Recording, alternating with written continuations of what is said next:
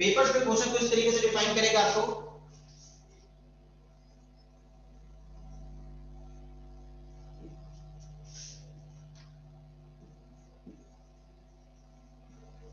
The open loop transfer function of unity feedback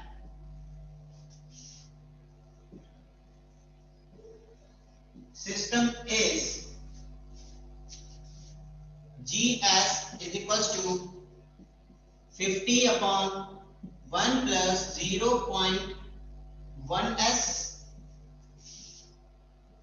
S plus 10 like this।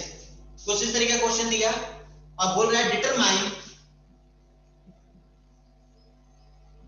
Determine KP केबी केए and also ESS steady state error. तो simple क्या बात करेंगे कि भाई आपको केपी केबी और केए कैलकुलेट करना है और क्या करना है, ईएसएस मुझे कैलकुलेट करना है। केपी केबी केए एंड ईएसएस मुझे कैलकुलेट करना है। सो फॉर्मूला क्या होता है भाई केपी का, KP is equals to limit s tends to 0 GS HS, ये होता है फॉर्मूला। तो भाई आपने बोला यूनिटी फीडबैक सिस्टम, इसका मतलब एचएस की वैल्यू तो डायरेक्ट 1 हो गई, तो यहाँ पे जीएस वैल्यू इजी आपके पास, उसको पुट कर दीजिए। Limit s tends to 0, GS value क्या है मेरे पास 50 अपॉन 1 प्लस 0.1 s प्लस 10 क्या हो गया, देखो s की वैल्यू 0 पुट करनी है तो ये वाली वैल्यू 0 हो जाएगी और एक ये वाली वैल्यू 0 हो जाएगी, तो क्या बचा 50 अपॉन 1 और 10, तो ये क्या हो गया 5। तो kp इक्वल्स टू क्या हो गया 5। अब kp की वैल्यू अगर 5 है तो इसके रिस्पेक्ट में ईएसएस कितना होता है 1 अपॉन 1 प्लस केपी, तो क्या हो गया 1 अपॉन 1 प्लस केपी वैल्यू कितनी थी 5, 1 upon 1 plus 5, this is 1 upon 6, तो 1 अपॉन 6 इसका ईएसएस आ गया। नेक्स्ट हमने क्या बोला निकालने को KB, so KB is equals to limit s tends to 0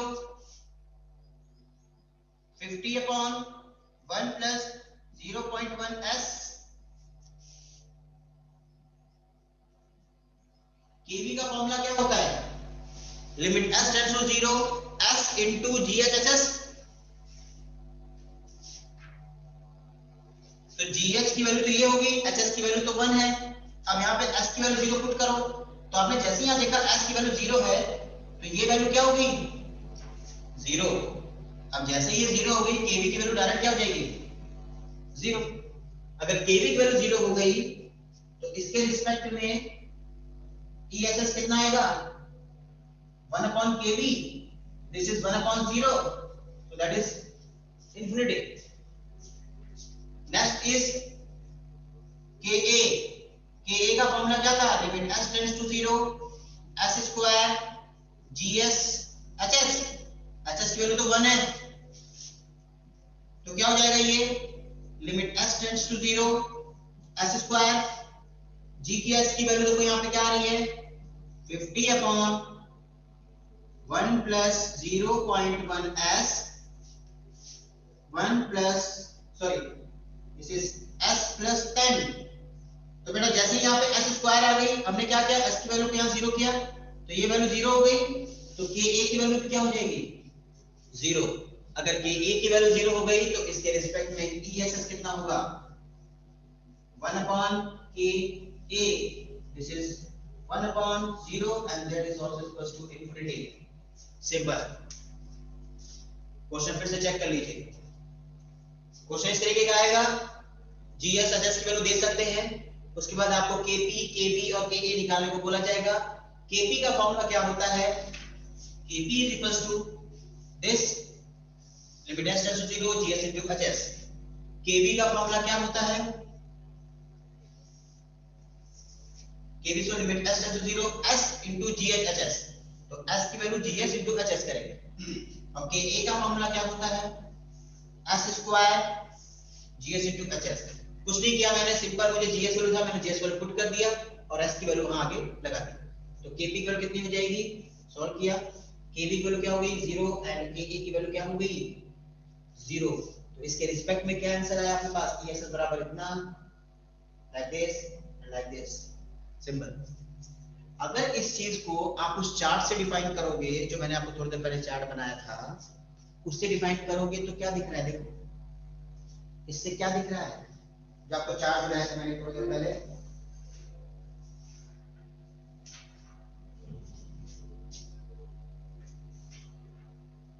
समझो उसको, समझो समझो, देखो क्या लिखा है, ये जो आपका ट्रांसफर फंक्शन था, इसका टाइप क्या है, एनीवन टाइप कौन सा क्या है बताइए, टाइप क्या है इस सिस्टम का, जीएस इज इक्वल टू जो आपको दे रखा है, इसका टाइप क्या है, इस क्वेश्चन का टाइप क्या है, 0 0 सर। Very good. अगर 0 टाइप है तो टाइप 0 के लिए अगर आपने डिफाइन किया हो, तो टाइप 0 के लिए जब हम ईएसएस निकालते हैं तो सिर्फ केपी के लिए ही ईएसएस निकल के आता है, बाकी के लिए इंफिनिटी हो जाता है। अभी जो मैंने आपको यस चार्ट सर। बताया था उसमें केपी की वैल्यू ही आती है सिर्फ, और बाकी के लिए यस इंफिनिटी हो जाती है। नहीं याद आ रहा फिर से याद करो, मैंने कुछ इस तरीके का बनाया था, यहाँ लिखा था टाइप 0, टाइप 1 एंड टाइप 2। तो टाइप 0 के लिए क्या था, 1/1 plus kp and that value is also infinity। अब समझ में आया क्या मतलब था उसका, टाइप 0 के लिए ऐसा कुछ बनता है, टाइप 1 होगा तो ये वैल्यू आएगी, ये और ये नहीं आएगी। अगर चेक करना चाहते तो आप यहाँ पे s लगा के देख लेना, नहीं आएगा आंसर, जो भी मैंने चालू बनाया था वही चीज आएगी।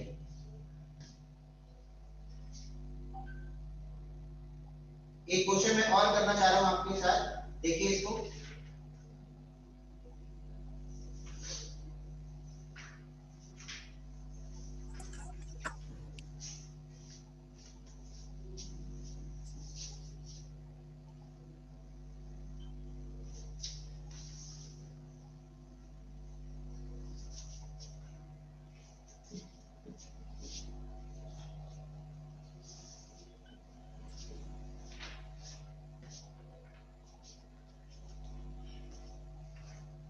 मान लीजिए क्वेश्चन यही है, एक क्वेश्चन मैंने इसमें ऐड किया, GS बराबर 5s square plus 2s plus 100 upon s square s plus 5 और s square plus 3s plus 10। क्या कोई क्वेश्चन को देख के बता सकता है कि केपी केवी के और ईएसएस क्या होना चाहिए इसका, डायरेक्ट देख के बता रहा है आपको, केपी केवी के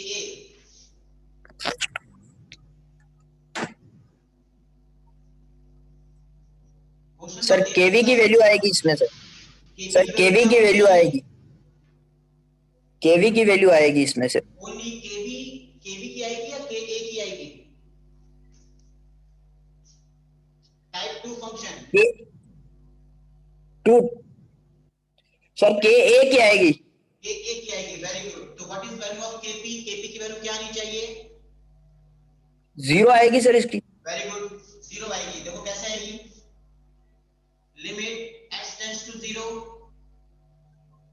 gs hs, ठीक है, इसका क्या फॉर्मूला होता है, s gs hs, इसका क्या होगा s स्क्वायर gs hs, यही फॉर्मूला है, यहां पुट कीजिए इसको, yes, limit x tends to 0, this is 5 s square plus 2s plus 100 upon s square s plus 5 s square plus 3s plus 10। यहाँ पे अब ये देखो, जैसे ही आपने इस s को यहाँ पुट किया इस वाले फंक्शन में, क्या हो जाएगा ये वैल्यू, kp की वैल्यू क्या हो जाएगी 0,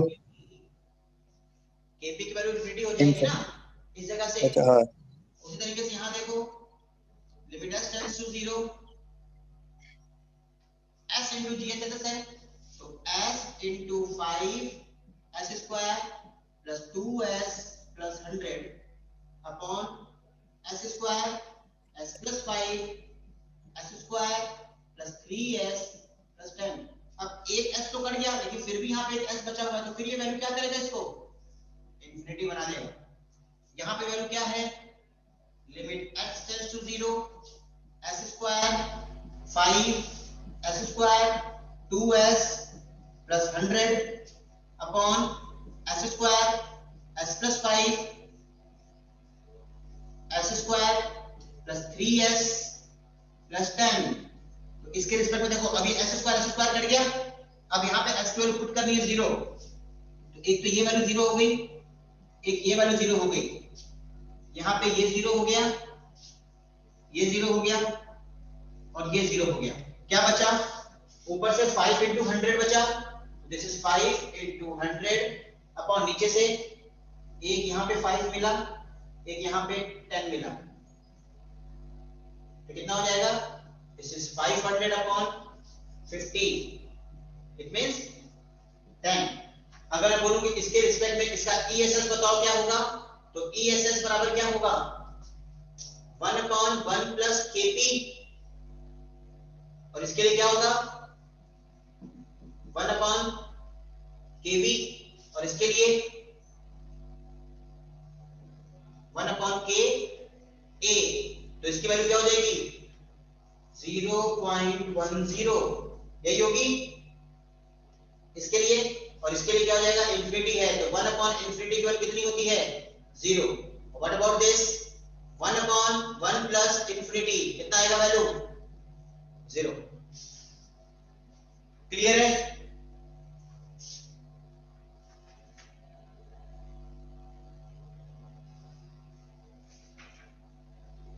क्लियर है, यस सर। Okay done. किसी को कुछ डाउट, किसी को कुछ डाउट है, नो हाँ मेरे को तो ठीक है।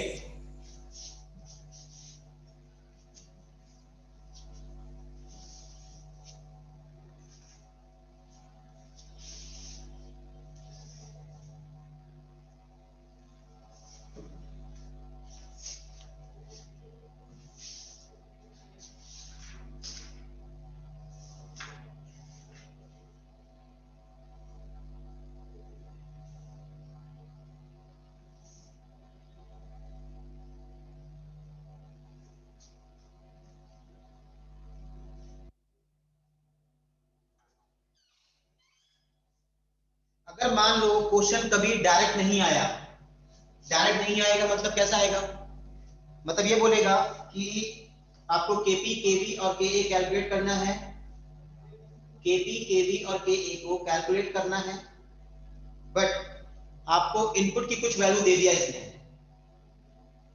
इनपुट की कुछ वैल्यू दे दिया, तो आपके पास एक बुक है, मतलब सही उस बुक में एग्जांपल नंबर 3.4 मैं आपको फोटो क्लिक करके अभी ग्रुप में सेंड कर रहा हूं, तो इसको आप देखना, पेपर में इस तरीके के क्वेश्चन भी आते हैं, सिंपल है।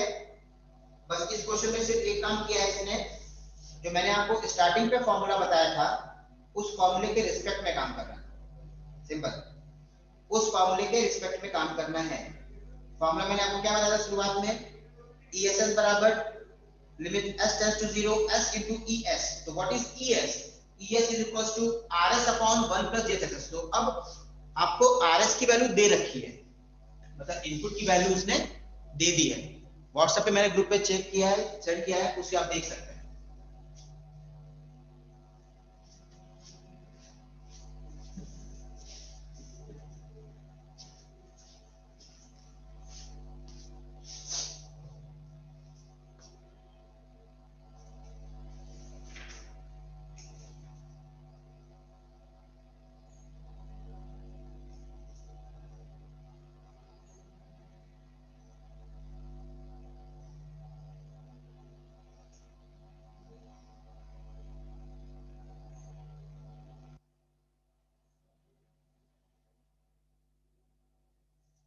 नेक्स्ट हम टॉपिक आज पढ़ेंगे स्टेबिलिटी।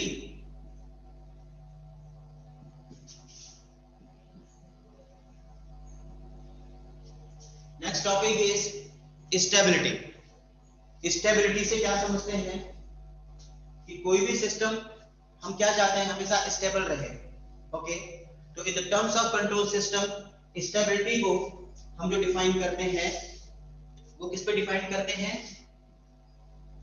बीबो से। What is Vivo? This is bounded input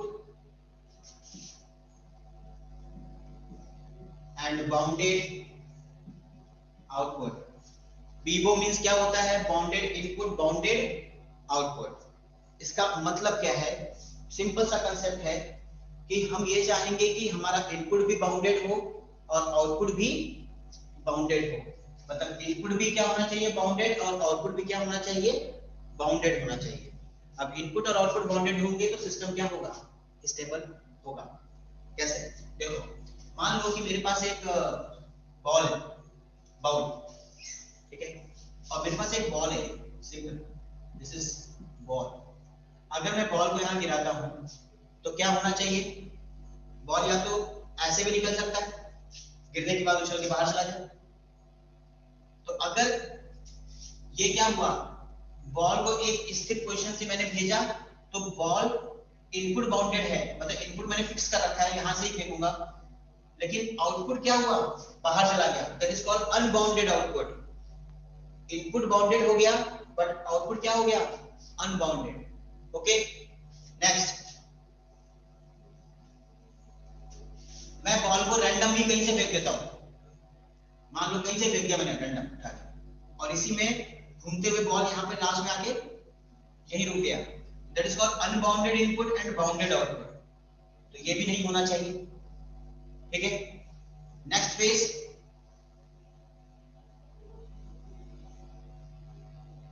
ये बॉल है, ये बॉल यहां से गिरी, यहां गई, यहां गई, यहां गई, और यहां पे लास्ट में स्थिर हो गई। That is called bounded input bounded output.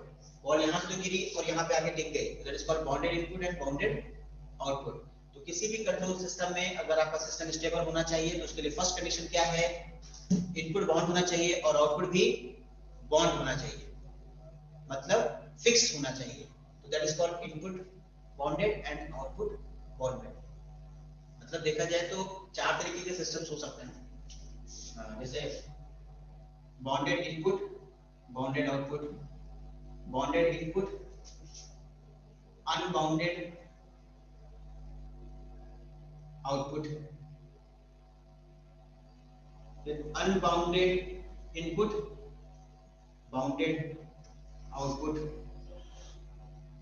Next हो सकता है अनबाउंडेड इनपुट और अनबाउंडेड आउटपुट। तो ये चारों ही पार्ट हो सकते हैं, लेकिन कंट्रोल सिस्टम किस पे डिपेंड करेगा स्टेबिलिटी के लिए, सिर्फ और सिर्फ बीबो पे। बीबो सिस्टम ही चाहिए।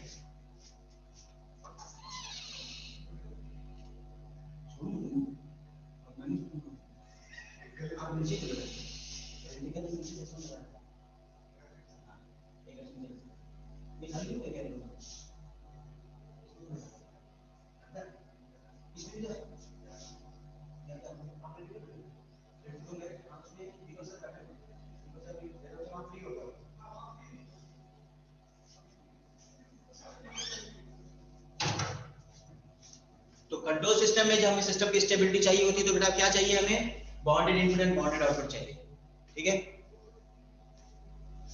इन the terms of transfer functions को अगर हम चेक करें, इन the terms of transfer function हम चेक करें तो ट्रांसफर फंक्शन में हम ऐसे देख सकते हैं कि ट्रांसफर फंक्शन जो हम रिप्रेजेंट करते हैं in the terms of pole and zeros, कोई भी ट्रांसफर फंक्शन होगा, ट्रांसफर फंक्शन हम जो भी लिखते हैं उसमें क्या होता है, एक न्यूमेरेटर होता है, डिनोमिनेटर होता है। तो this is called, what is this, this is numerator and this is denominator, ठीक है। सिंपल सा कंसेप्ट है। न्यूमेरेटर का मतलब क्या हुआ, पोल एंड जीरो के टर्म्स में डिफाइन करें तो this is zero and lower part is pole. Pole and zero के कंसेप्ट में अगर हम डिफाइन करना चाहते हैं तो कैसे करेंगे बेटा? पोल एंड जीरोस, पोल कहाँ होते हैं? डिनोमिनेटर में होते हैं, एंड जीरोस कहाँ होते हैं? न्यूमरेटर्स में। That is numerator and denominator in terms of pole and zeros. Simple सा कंसेप्ट है। अगर आपका सिस्टम स्टेबल चाहिए तो आपके पोल्स ही उत्तरदायी होंगे। किसी भी सिस्टम के स्टेबिलिटी के लिए क्या उत्तरदायी होता है? हमेशा पोल। पोल्स उत्तरदायी होंगे सिस्टम की स्टेबिलिटी के लिए। तो सिस्टम की स्टेबिलिटी हम पोल से डिफाइन करते हैं हमेशा। अब हम क्या चाहते हैं? पोल्स कैसा हो? तो poles always lies in left hand side. हमेशा लेफ्ट हैंड साइड में लाई करना चाहिए। What do you mean left hand side? Left hand side मतलब कि ये राइट साइड है आपका, that part is right hand and that part is left hand. तो पोल्स हमेशा कहां लाई करने चाहिए? लेफ्ट साइड में। पोल्स हमेशा कहां लाई करनी चाहिए? लेफ्ट साइड में। तो आप क्वेश्चन को देख के बता सकते हो कि सिस्टम स्टेबल होगा या नहीं होगा। कैसे? ट्रांसफर फंक्शन आपके पास है, आप ट्रांसफर फंक्शन को पार्ट्स में डिवाइड कीजिए। कैसे डिवाइड करते हैं? जैसे मान लो कि क्वेश्चन आपके पास ऐसे आया, what is this? Is transfer function is 1 upon s plus 1 and s plus 2 like this.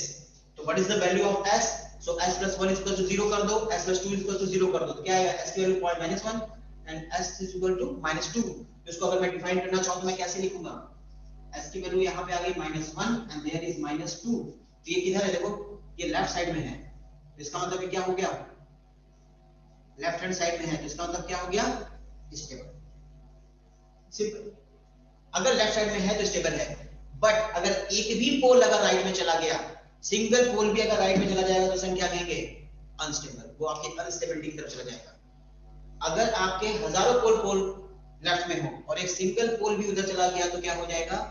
Unstable condition में वो चीज पहुंच जाएगी। That is the simple concept of pole and zero, कि where pole is totally dependent for system stability.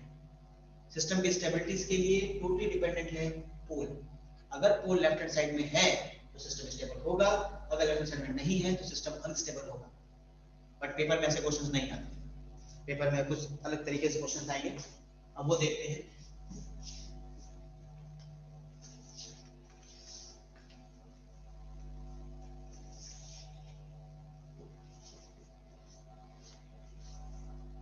So what is stability?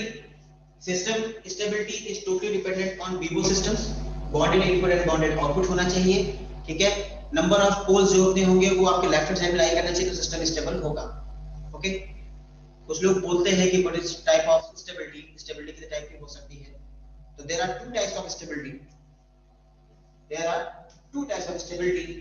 First is absolute stability and second is relative stability. Absolute stability and relative stability आपको books में नहीं मिलेगा, आप समझना है इसको।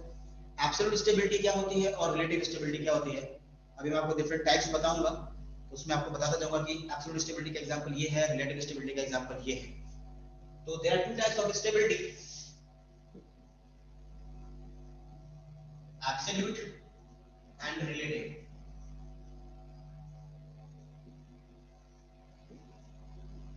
Absolute and relative. Absolute का मतलब हम ये डिफाइन करेंगे बेटा कि सिस्टम स्टेबल होगा या नहीं होगा। बात करें सिस्टम विल बी स्टेबल और अनस्टेबल, ठीक है। सिस्टम विल बी स्टेबल और अनस्टेबल, बस। और रिलेटिव का मतलब क्या है? अगर सिस्टम स्टेबल है तो किस रेंज तक स्टेबल है, किस रेंज तक स्टेबल है, उस रेंज को अगर हम डिफाइन करना चाहेंगे तो हम किससे करेंगे? रिलेटिव स्टेबिलिटी से। अभी कुछ एग्जांपल्स आएंगे आपके पास, आप उस एग्जांपल से देख लेना।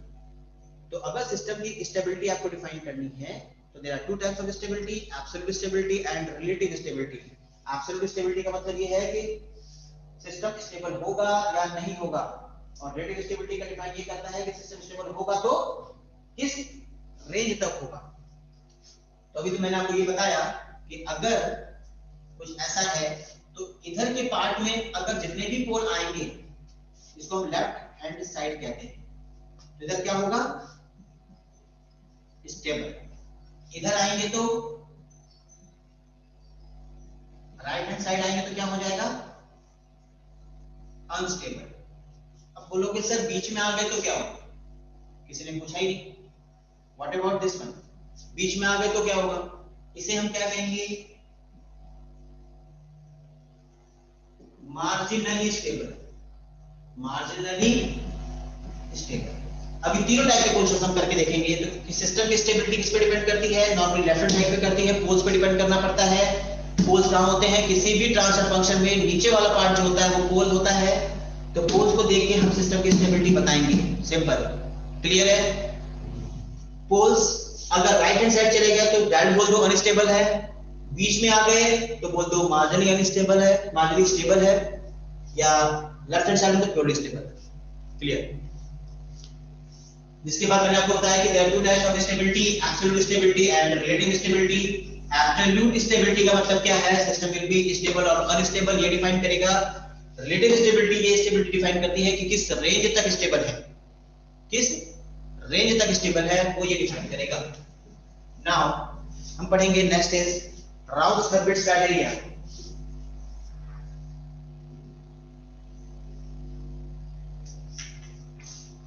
राउथ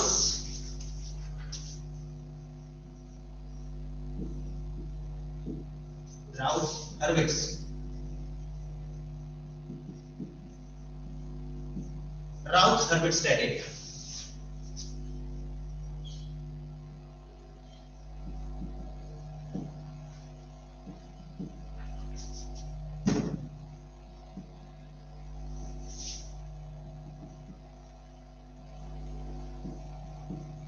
राउथ हर्विट्ज क्राइटेरिया बहुत सिंपल है, आप लोगों ने सर्किट में इसको पढ़ भी रखा है, सर्किट में इसको पढ़ भी रखा है। हमेशा क्वेश्चन करते समय हमेशा एक चीज का ध्यान रखें कि पहला नियम हमारा यही कहता है कि पोल्स आपके राइट साइड में नहीं होने चाहिए, सिर्फ और सिर्फ लेफ्ट साइड में होने चाहिए। अगर लेफ्ट साइड में है तो डायरेक्ट बोल दोगे कि सिस्टम स्टेबल है। तो पहला कंडीशन क्या होता है, poles lies in left hand side. लेकिन जरूरी नहीं है, लेकिन जरूरी नहीं है कि सिस्टम लेफ्ट हैंड साइड होने के बावजूद भी स्टेबल हो जाए, लेफ्ट हैंड साइड होने के बाद भी स्टेबल हो जाए। तो राउथ हर्विट्ज से बोला कि भाई आपने पहले बोला कि पोल्स लेफ्ट हैंड साइड होगा तो स्टेबल होगा, बट ऐसा नहीं है। राउथ ने दो नियम और निकाले, राउथ जो व्यक्ति थे उन्होंने दो नियम और निकाले। उन्होंने बोला first one, no missing term, no missing term, missing term नहीं होना चाहिए। What do mean by missing term, अगर मान लीजिए कोई आपका ट्रांसफर फंक्शन का नीचे की जो इक्वेशन है डिनोमिनेटर की वो कुछ ऐसी आ रही है, x to the power 4 plus 3s square plus 2s plus 1 is equals to 0 like this। तो इसमें क्या चीज मिसिंग है, मिसिंग टर्म क्या है, देखो यहाँ पे पावर 4 है तो यहाँ पावर 2 है, इसका मतलब s क्यूब क्या है, मिसिंग है। अगर ये मिसिंग है तो ये सिस्टम अनस्टेबल होगा, क्लियर। अगर टर्म मिसिंग हो गई तो सिस्टम अनस्टेबल होगा। तो राउथ ने बोला no missing term, missing term नहीं होनी चाहिए। यदि मिसिंग टर्म है तो सिस्टम स्टेबल नहीं होगा। फिर राउथ ने बोला कि एक चीज और sign should be same। What do you mean by all signs should be same? All signs should be same मतलब कि ये जो आपकी इक्वेशन है, इस इक्वेशन का साइन, साइन क्या मतलब आगे का, देखो दिस इज पॉजिटिव साइन, यहाँ भी पॉजिटिव है, ये भी पॉजिटिव है, ये भी पॉजिटिव है, तो स्टेबल हो सकता है, स्टेबल हो सकता है। लेकिन अगर बीच में कहीं माइनस साइन आ गया, ठीक है, तो सिस्टम विल बी अनस्टेबल। पहले तो ये अनस्टेबल है ही है, क्यों, क्योंकि इसका बीच का मिसिंग टर्म है। मान लो इक्वेशन ऐसी थी,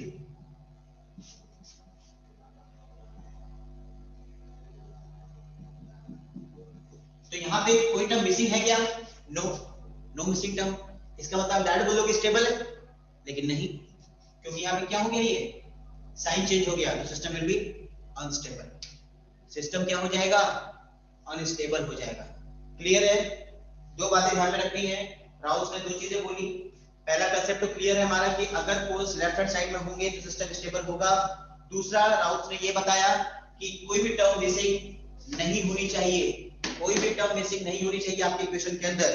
थर्ड पॉइंट ये बताया कि आपके जितने भी साइंस लगे होंगे, साइन जो भी होंगे, वो चीज एक ही साइन होनी चाहिए, या तो पॉजिटिव हो सब, या तो सब नेगेटिव हो, प्लस माइनस के कंसेप्ट में नहीं होना चाहिए। क्लियर है? क्लियर है यहां तक?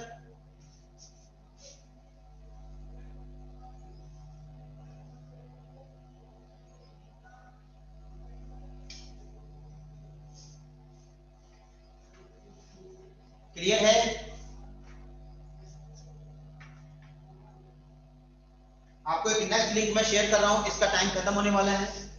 नेक्स्ट लिंक में शेयर कर रहा हूं, उसको देखिए, क्लास को अटेंड करना, क्योंकि मैं आज 2-3 स्टेबिलिटी आपको बता दूंगा और पेपर में 200% गारंटी के साथ पेपर में क्वेश्चन आएंगे। नेक्स्ट लिंक में शेयर कर रहा हूं, व्हाट्सएप में चेक कीजिए।